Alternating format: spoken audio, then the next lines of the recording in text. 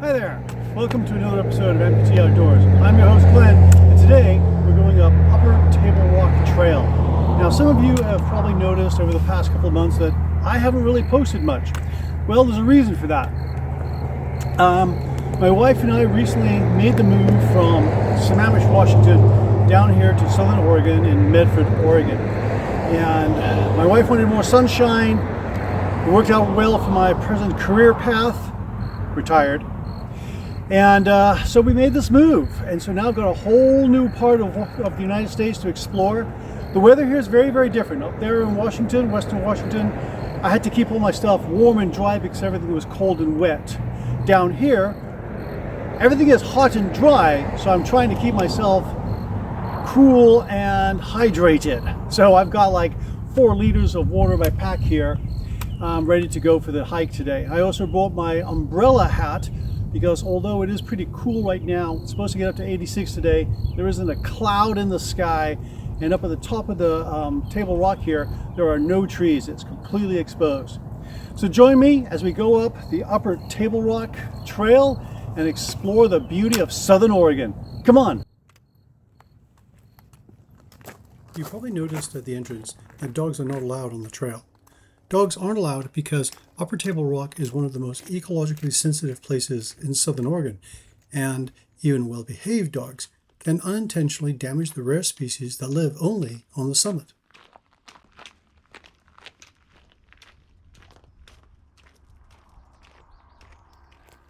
It didn't take me long to break out the umbrella hat.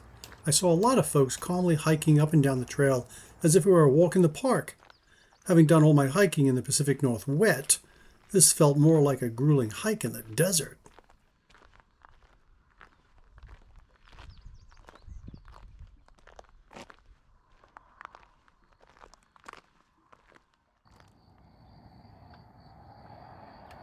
The views as you advance up the trail get better and better. Mount McLaughlin dominates the landscape in the distance, and the Rogue Valley spreads out below you as you gain elevation.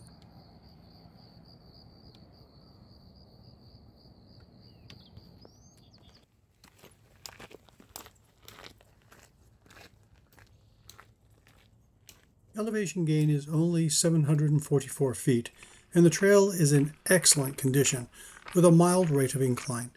The last tenth of a mile is a little rocky, but not challenging.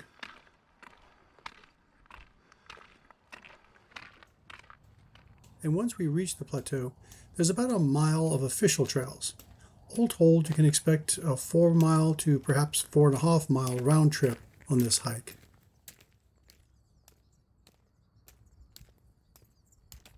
So how did Upper and Lower Table Rock form? Well, about 7 million years ago, the land looked very different. The plateau top is actually the river bottom of where the ancient Rogue River flowed. A volcano near where Lost Creek Lake is now erupted in a slow lava flow that filled the river valley. It formed a hard and erosion-resistant bed that as the millennia passed stayed in place as the softer rock and sediment around it eroded away and formed the Rogue Valley we see today. So, the plateau went from being the bottom of a riverbed to being the top of a mesa as the ground around it was washed away by rain, wind, and gravity.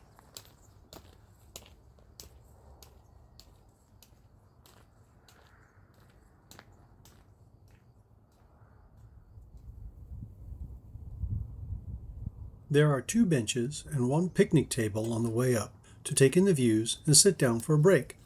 Since the journey is half the reason for my hikes, I made sure to use them.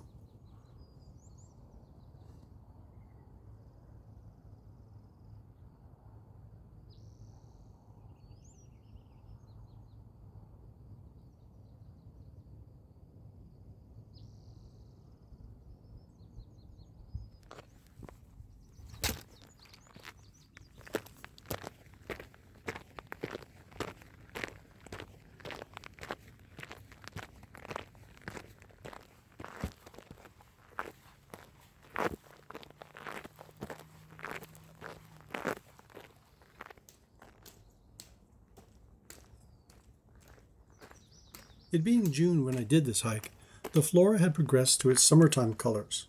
The grass was dry and khaki colored, and most of the flowers were past their bloom. I'm looking forward to doing this hike again in the fall, winter, and spring to see how the flora changes with the seasons.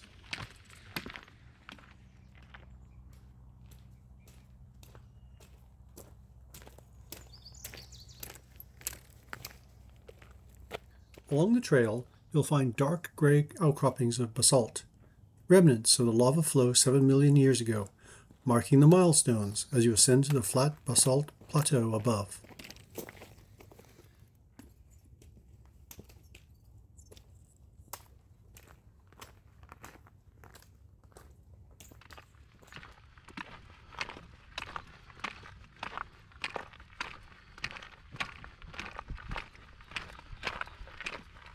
I found arriving at the summit to be a little surrealistic, as I've never hiked a mesa like this before.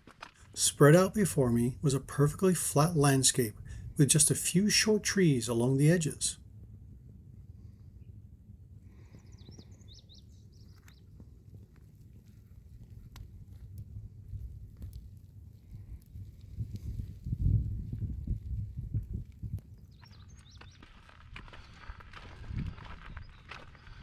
There are 3 official summit trails leading to the south, west, and north edges.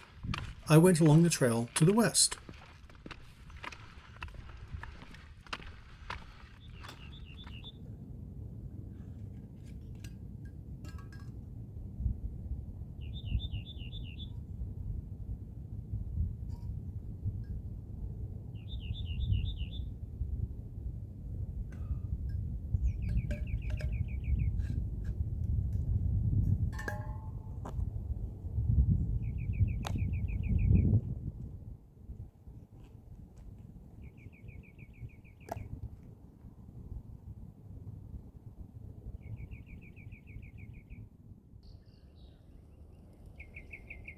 It's quite a sight to look down on the valley with no trees to block your view.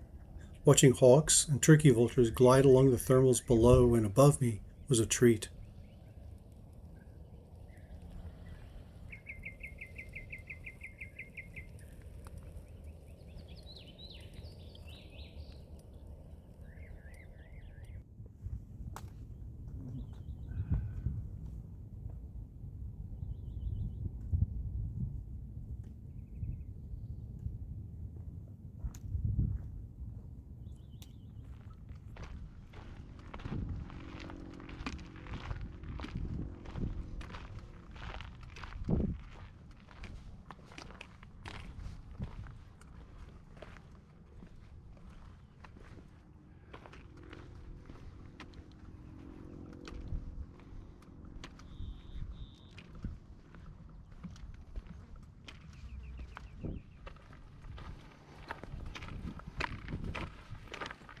Problem is, I found that there are many unofficial trails that are so frequently used that you can easily believe they must be part of the official trail.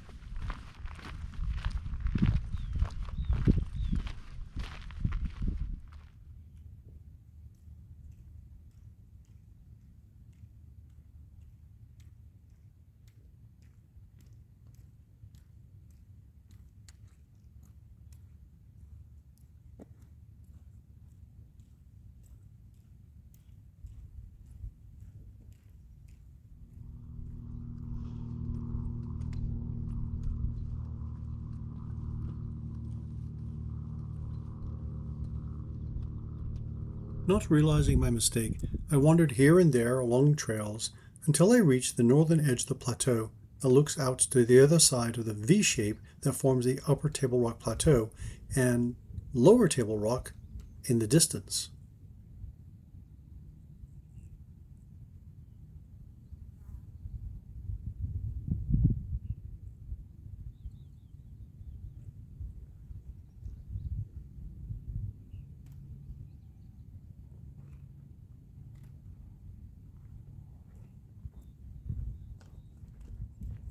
After taking in the view for a while, I followed the north-south trail that leads back to the trail that brought me up the hill. It lines up almost directly with Mount McCaughlin.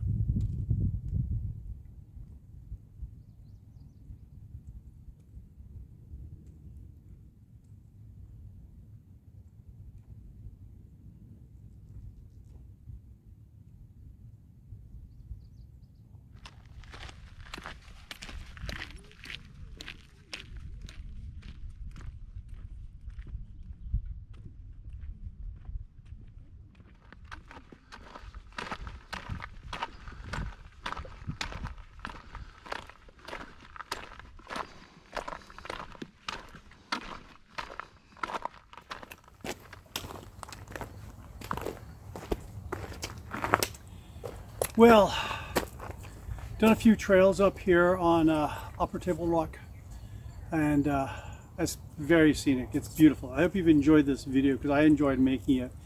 It's a very, very different hiking experience, a very different scenic experience. There's no trees in the way of the view. It's just like unblocked view everywhere. It's amazing. And yeah, the climate here is going to take me a little while to get used to. The sun and complete lack of clouds. That's a tough one for me to get used to, but I'll make it. I hope you've enjoyed this video. If you have and you have questions, put your comments or your questions down below there. If you like this video, give it a thumbs up. Hit that bell so that you can get notifications when the next video comes up. I may do lower Table Rock next time, or maybe Roxanne Peak. I'm not sure, we'll see. But either way, I hope you've enjoyed this video, and as always, my friends, see you out there.